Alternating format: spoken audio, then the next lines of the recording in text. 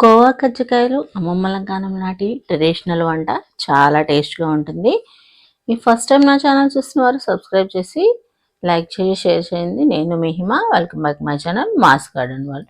ఈరోజు వీడియోలో కోవా గజ్జికాయలు తయారీ విధానం అయితే చూద్దాము. ముందుగా కొబ్బరిని క్లీన్ చేసేసుకొని పైన నల్లగా పొట్టు ఉంటుంది కదండి, అదంతా పీలర్తో క్లీన్ చేసేసుకున్నాను. ఒక కాయ మొత్తం అయితే తీసుకున్నాను, కొబ్బరికాయ.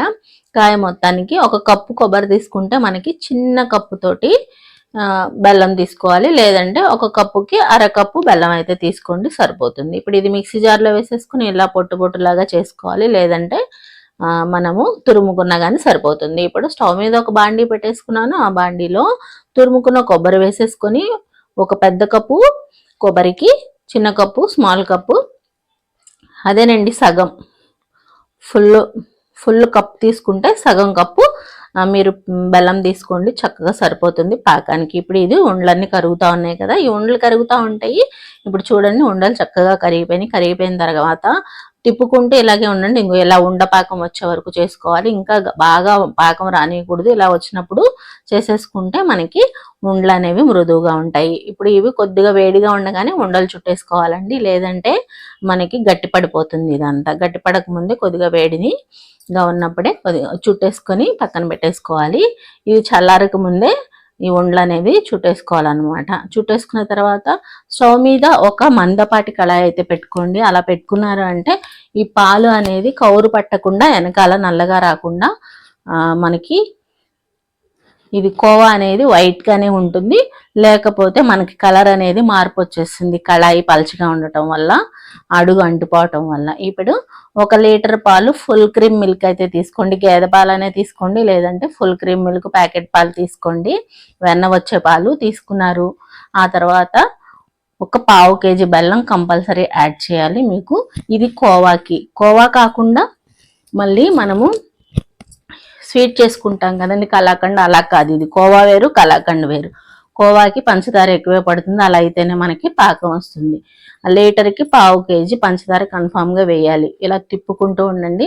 తిప్పుకుంటూ ఉంటుంటే ఈ పాలు అనేది ఖచ్చితంగా 3/4 గంట అనేది పడుతుంది. చుట్టూ తెరకలాగా కడుతుంది. ఆ తెరకను కూడా లోపలికి కలుపుకుంటూ తిప్పుకుంటూ ఉండాలి, అడుగంటకుండా.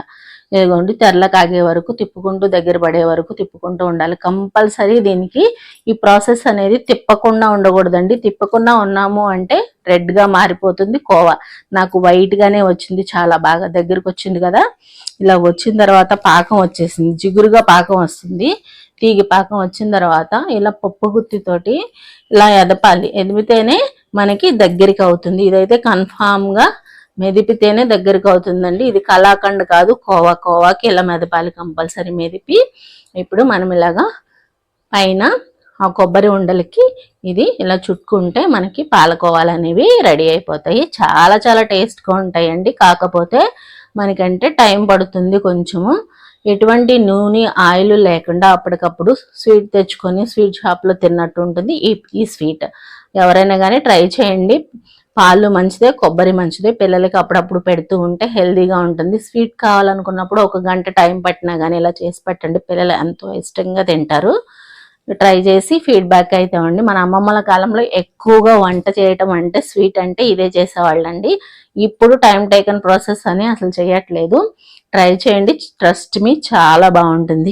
ఫీడ్బ్యాక్ అయితే ఇవ్వండి. ఫస్ట్ టైం నా ఛానల్ చూస్తున్న వారు ప్రతి ఒక్కళ్ళు కూడా కామెంట్ సెక్షన్లో కామెంట్ చేసి మీకు ఈ వంట ఎలా ఉందో, నచ్చిందో లేదో నాకు తెలియజేయండి. ఒక లైక్ అయితే ఇవ్వండి. థ్యాంక్